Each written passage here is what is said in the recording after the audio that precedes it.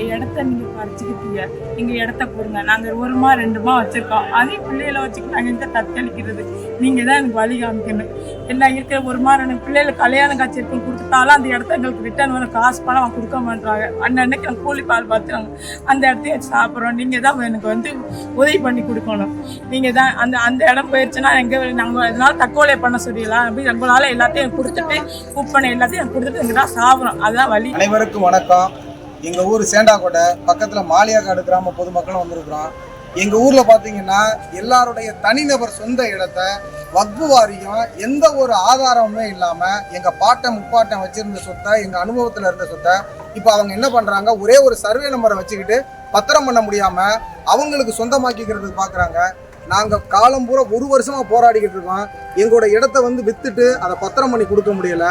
அந்த இடத்த வந்து வாங்கினவங்க இப்போ எங்கள்கிட்ட வந்து பணத்தை கேட்குறாங்க. எங்களால் ஒன்றும் பண்ண முடியலை. 10 பெண்களுக்கு வந்து திருமணம் பண்ணுறதுக்கு அவங்க சொந்த இடத்த விற்றுருக்காங்க. அதுவும் பத்திரம் பண்ணி கொடுக்க முடியல. அந்த பொண்ணோட கல்யாணமும் நின்று போச்சு. இதே மாதிரி எங்களை ரொம்ப கஷ்டப்படுத்திக்கிட்டு இருக்காங்க. நாங்களும் அரசு அதிகாரிகிட்ட எல்லார்கிட்டையும் நாங்கள் பெட்டிஷன் கொடுத்து பார்த்தோம். யாருமே அது என்னன்னு கூட திரும்பி பார்க்கல. இப்போ மறுபடியும் மீண்டும் ஆர்டிஓ அலுவலகத்திலையும், பட்டுக்கோட்டை ஆர்டிஓ அலுவலகத்திலையும், தாசில்தார் அலுவலகத்தையும் நாங்கள் வந்து பெட்டிஷன் கொடுத்துருக்கோம். இந்த பெட்டிஷனையும் அவங்க திரும்பி பார்க்கலன்னா எங்களுடைய Aadhaar card, voter ID, ration card எல்லாத்தையும் அவங்கள்ட்டே கொண்டாந்து கொடுத்துட்டு எங்களுக்கு வாழ்க்கையே வேண்டாம், எங்களுக்கு சொத்து வேண்டாம், சுகம் வேண்டாம்னு நாங்கள் எல்லாரும் தற்கொலை பண்ணிக்கிற முடிவில் இருக்கிறோம். ஏன்னா அவ்வளோ கஷ்டத்தை இவங்கெல்லாம் பாருங்கள், பெண்கள்லாம் வந்து ரொம்ப கஷ்டப்பட்டுக்கிட்டு இருக்காங்க.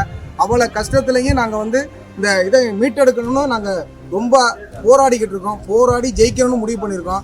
இது வந்து அரசுக்கு போகணும், அரசுக்கு இந்த கவனம் போகணும். வக்ஃபு வாரியம் கையகப்படுத்தின எங்களுடைய சொத்தை பூரா அவங்க மீட்டு கொடுக்கணும்னு தயவோடு வேண்டிக்கிறேன். இந்த வீடியோவை பார்க்குறவங்க கண்டிப்பாக ஷேர் பண்ணுங்கள்.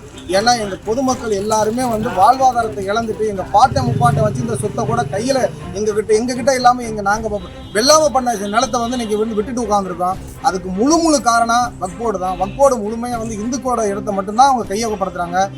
இதெல்லாம் செய்யலைன்னா இந்து முன்னணி பேரியக்கத்தோட உதவியோட நாங்கள் கண்டிப்பாக அந்த அறப்போராட்டத்தை பண்ணியே ஆகுவோம். வேறு வழியே இல்லை.